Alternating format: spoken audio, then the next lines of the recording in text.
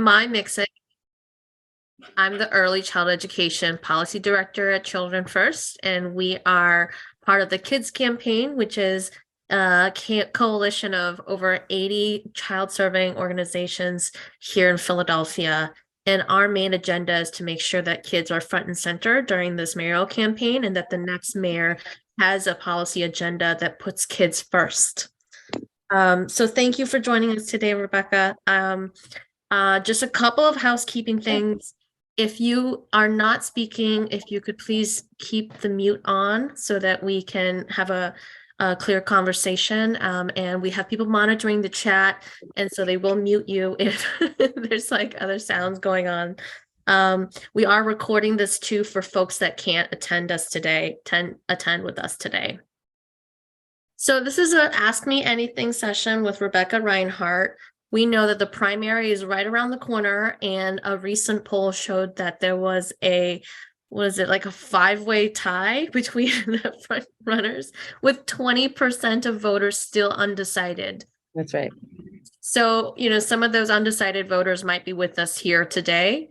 We have 30 minutes, a little less than 30 minutes at this point, to hear from you about your thoughts on early child education. And obviously, early child education is a really important part of a healthy early learning experience. And so we have early childhood providers here, we have parents here who all want to hear from you about what your thoughts are on early child education. Great. So I'm kicking off with the first question, and then we'll open it up for everybody else. The first question is, what would you do in the first 90 days to expand early learning opportunities in neighborhoods? Well, first, thank you so much for having me here this afternoon. It's wonderful to be here. I'm Rebecca Rhynhart, and to answer your question around early childhood education, I mean, it's incredibly important, and I supported the soda tax back when it was first proposed because I support pre-K and community schools and rebuild. And as city controller, I exposed that less than 50% of that money was actually going to the three things that it was supposed to fund. And as mayor, I would make sure that that money is actually going to where it was told to the people it would go. So in my first 90 days, I would first work with community providers in the neighborhoods to make sure to hear from them about what the city is doing right and wrong regarding the Office of Education, regarding early childhood education, or pre-K, what could be done better, and to make sure that all of our neighborhoods are getting the services that our kids need. My daughter is 13 in the public school system, but I know how much pre-K matters to kids in terms of their development, and early childhood education is so important. So I would also make sure that all relevant stakeholders, including the Kids Campaign, were brought into the room after May 16th to talk further about what the most successful city leadership would look like in terms of support to the neighborhoods to make sure that kids are getting what they need regarding early childhood education before kindergarten. I have a whole separate plan on education on the school district, which I'm sure we'll get to. But those are some of my thoughts on early childhood ed. Thank you. I want to move on to our first question from the audience, which is from Eunice Bay.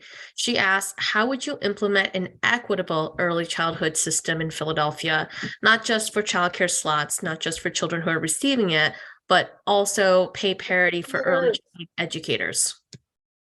Yeah. So it's a pretty well-known issue that early childhood educators do not get paid at the level that they should be getting paid. And as mayor, I will work with providers, and also in terms of the city contracting with pre-K providers to talk to them about salary levels. I mean, I'm a firm believer that the minimum wage should be at least $15. That's what I'll advocate at the state level. And I think it should be tied to inflation so that it goes up at 3% or whatever the inflation level is each year, so that, it's good paying work to work with kids, because our kids are the future here in Philadelphia. And in terms of other supports, I'll also work to make sure that families that have food insecurity, that have housing insecurity, have the resources that they need, because that's part of early childhood development as well, to make sure that the basic needs of children are being met. So I have a long-term poverty plan, which involves fixing the education system in our city and creating job pathways from our poorest neighborhoods to good paying jobs. But also part of my anti-poverty plan is making sure that people's immediate needs are met, that families' immediate needs are met. And that as city controller, I propose that the city use about $18 million out of the $1.4 billion that the city received from the American Rescue Plan money from the federal government to use for a basic income pilot for our neediest families. That's something that LA and other cities have done. It's been found to be tremendously successful, and it is part of taking care of our kids. As well as part of my platform is to invest in our library and rec center programming in our neighborhoods that need it the most. We need to make sure that as a city, we're looking at service delivery from an equity perspective. And what that means is that we need to make sure that our neighborhoods that have the most poverty, that have the most disadvantage, that also have the highest violence rates, are getting the best services in terms of library, in terms of rec, in terms of trauma treatment, and fixing our schools, which I'm sure we'll talk about a little bit more. Great, thank you. Thank you for answering those questions. We have questions that came in directly to me. I'm monitoring the chat. So how would you work with the state's Office of Children Development and Early Learning, OCDEL, to ensure coordinations of early care and education services in order to maximize funding streams for early childhood programs? Yeah, that's a great question. And this is something that I know a lot about from my work as the city's budget director, looking at city funding streams, and then also seeing this funding streams come in from the state and federal government. We don't get that much from the federal government as much as we used to, but we get a significant amount of money for different services from the state, for behavioral health, for DHS, and other services. And so much of what the city needs to do involves better coordination between departments and better coordination between the city and the state. As mayor, I will work with state leadership, with the governor and his cabinet and the department heads to make sure that we are matching our funds in a way that makes the most sense. That the piece that the state is funding and the piece that the city is funding, that we are complementing each other instead of working in silos. That's something that I've done in the past, and as mayor, will shepherd that through. Great, thank you. We have a couple more questions in the chat. It's hopping here. Chanel asked, how will you make childcare affordable for all families, especially when families get kicked off the subsidy system due to making only $1 over the eligibility threshold? Yeah, this is a significant issue, and childcare affordability is a major problem across our country and in our city. That we need to make sure that there's more options that are affordable. And we also need to make sure that we're paying workers, all of our residents, a living wage, so that people can afford childcare. And part of that is making childcare more affordable. But that's why I've supported increase to the minimum wage. That's why I've supported changes in making sure that there's transparency around wages by gender. And we need to make sure that it is more affordable. Part of that is the city's sponsored pre-K. Part of that is lifting people out of poverty and making sure that people have pathways to have real career jobs and career advancement to be able to afford it. We need, as mayor, I would work with the state to make changes to the eligibility requirements so things like that don't happen. I mean, that just doesn't make any sense, right? It doesn't make any sense that if you make $1 over the eligibility requirement, suddenly you're not eligible anymore. And you actually have to cut back on hours in order to be eligible. Like, that doesn't make any sense. And it doesn't make any sense to anyone. So as mayor, I would work with the state and others to get changes to these rules passed so that they just make sense for people, because everyone can agree on certain things, just not being sensible. And we just need to work together to get it done. Great, thank you. The next question is about infants and toddlers. It comes from Sharon Nielsen, and she asked, Philadelphia is currently only investing in preschool, so 3 and 4-year-olds, and school age. However, research demonstrates that the greatest learning as far as brain development goes starts between birth to 3. What would your plan be as mayor to support families with infants and toddlers as it relates to accessibility and affordability of early care and early learning? So similar to the previous question on affordability, but specifically for infants and toddlers. Yes, so this is a great question. And as mayor, I will spearhead an effort around public health, particularly around women and families, because the statistics are pretty stark in terms of the issues with health, especially with women's health and disparity along racial lines. And as mayor, I would want to make sure that we are providing all of the health benefit and health needs of our infants to 3 years old. And that's about supporting families. I would work with area hospitals. You know, with Hahnemann closing in North Philadelphia, there's not a hospital close in that North Philadelphia region. And so we need to think creatively around this. And as mayor, I would work with the city's health centers and with area hospitals and healthcare providers and nonprofits that work in this space to make sure that there are programs and there is outreach so that people moms and dads can get the help that they need with their young children and with young children's health and healthy development. Great. More questions. The next one is around going back to the soda tax. Besides the soda tax, what other initiatives have you supported that relate to the childcare sector? Yeah. So did you say other than soda tax? Is that what you? Other than the soda tax. What initiatives have I supported in the childcare sector? Yeah.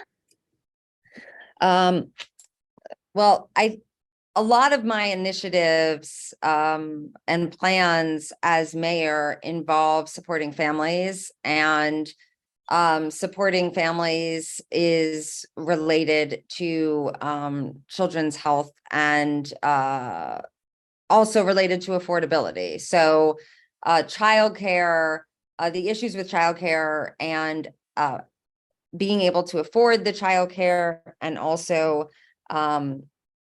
having good childcare available are about raising people's income levels, are about the city working better together with the state, are about expanding pre-K.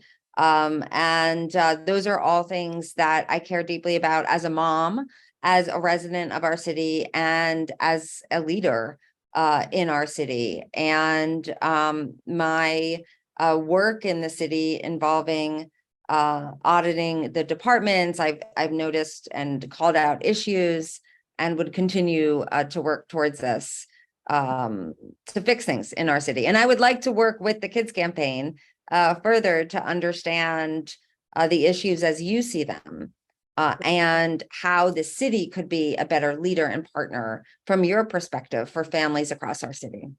Great. Thank you. Chanel asks, we are overwhelmed with behaviorally and mentally challenged children as young toddlers. What supports would you bring to assist parents and providers / educators? So this question is about behavioral and challenging behaviors in the early childhood sphere.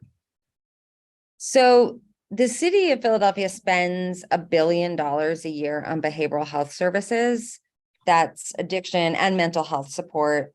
But often people in our city don't get the services that they need. And I'm raising this because we need to be very much more focused and intentional around that money, and make sure that early childhood development and care is at the level that it should be, given the level of dollars that the city of Philadelphia gets and the 270 providers that the city contracts with. And as part of my plan for the school district,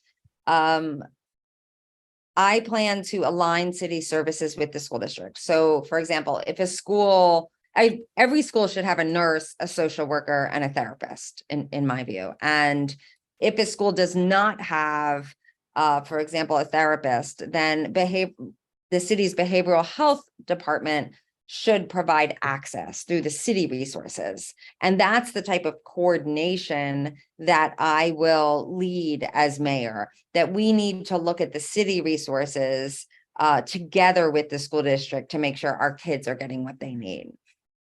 Great, thank you. Our next question is about gentrification. So Philadelphia is becoming one of the most gentrified cities in this country. The impact of this is that families cannot afford housing in certain neighborhoods, and current residents are experiencing high property taxes, and childcare providers who are renting space are having to close due to landlords seeking to sell properties to developers. What would you do to support the housing needs of low-income, elderly, and childcare businesses impacted by gentrification? Yeah. So I've put forth a housing plan on my website, RebeccaForPhiladelphia.com. And this has several components. One, using the 8,500 city-owned vacant properties and lots to build affordable housing. And also for homeowners, making sure homeowners can stay in the communities where property taxes are rising through making sure that people know of the city programs that are available. So the longtime owner occupied program, as well as the senior tax freeze. Specifically related to childcare providers, pre-K, preschools that are in neighborhoods that might be gentrifying, so they can't afford the rent anymore, which I think is the very specific question. One thing that I'm interested in that other cities have done is a business legacy grant, which is a grant that goes to businesses to help subsidize rent in areas that are gentrifying in order to hold the longtime businesses in a community there, right? So this is using intentional city dollars to stabilize the community businesses and providers that the community needs. And I would be very interested in implementing that here along our commercial corridors, because that will enable longtime businesses, and I say business, I mean providers, right? So childcare, preschool could be able to stay, because gentrification is upending communities, and communities need stability. And stability is part of community health. And in order to have childcare facilities that are close to people's residents and neighborhoods, we need to make sure that businesses can afford to stay there. And so that would be part of my plan as well. Great. The next question is about coordination of services between the early childhood sector and the school district. So how can the early childhood sector have access to the same resources, such as behavioral and mental health, as the school district, especially when the needs are very similar? Yeah, that's a great question. And I think that what we could do is just even thinking about that question is under my leadership, I'll have a strong mayor's office of education, which will be coordinating the city services with the school district. But we should also have an early learning or early childhood development office or unit that's also coordinating to make sure that as needs are identified from providers, that the city can match the services that it gets from the state, the money that the city gets for behavioral health support into early childhood development providers. And that's something that I think would work incredibly well and would help guide the funding and the support services that the city can provide into the early childhood providers in the neighborhoods, so that the children are getting the resources and the help that they need to grow and prosper. Because we all know how important it is for that intervention and the work to be done when children are young, to make sure that they can grow in a healthy way. Great, thank you. I'm going to go up to a question I skipped earlier from Eunice about ensuring that all stakeholders are at the table when you're making decisions. How will you ensure that stakeholders of all types, including providers, are included when you're making policy decisions as it relates to early child education? Well, as mayor, I would bring key stakeholders, including Kids Campaign and early childhood providers, to the table. I've done this as I bring to people with different viewpoints and different stakeholders around the table to make decisions. It's how I led as city controller. As with any big initiative in my office, when I did the investigation into what went wrong with the city's response to the civil unrest following George Floyd's murder, I pulled together a group of stakeholders, a community council of people from every neighborhood, from every background, to discuss and lead and guide the work. And I would do the same thing as mayor to make sure that all of the voices are heard, because that will lead to the best policy outcome. When policy outcomes are decided without the people who are actually impacted, the experts in the field, the people that are actually working in the field, the policy is not going to be a good one. The policy is going to be much better if we bring people that are most impacted to the table. And that's what I'll do as mayor. Thank you. Kashmir asked if you have any creative or pivoting plans that you could implement to help the childcare sector beyond just inserting more bills and laws. Yeah. Coordination of city resources. So coordination, for example, of the $1 billion that the city gets in behavioral health money, the public health centers, and the money that the city gets for public health. It needs to be coordinated better. And this is something that I've seen in my years working at the city. I spent about close to a decade working for the city before running for office and running for city controller in 2017.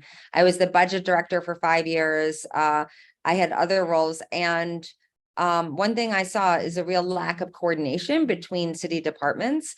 And as it relates to childcare, I think that by coordinating the services that we as a city and county provide, behavioral health, public health, we can increase the level of service delivery into children and childcare providers.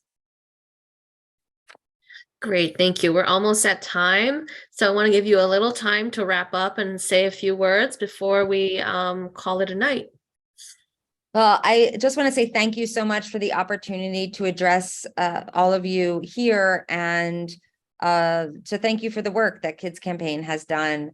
The children are the future of our city, and I believe strongly that we must take care and foster and really embrace our youth, and that starts with young children, young babies. And that's the type of outlook that I'll bring to the mayor's office.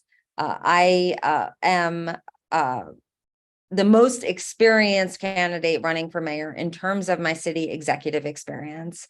I'm the only one running that has run a city office. I've run the controller's office and run it successfully for the last 5 years. I've managed a union workforce, and I can hit the ground running on day one to fix our city, right? To make it safer and cleaner, to fix the schools, and to fix these issues in the childcare sector, and to work with you as a partner. So I look forward to that, and I hopefully can gain your support on May 16th. And just want to say thank you for your time. Thank you. Thank you so much. Thank you. Have a great evening. You.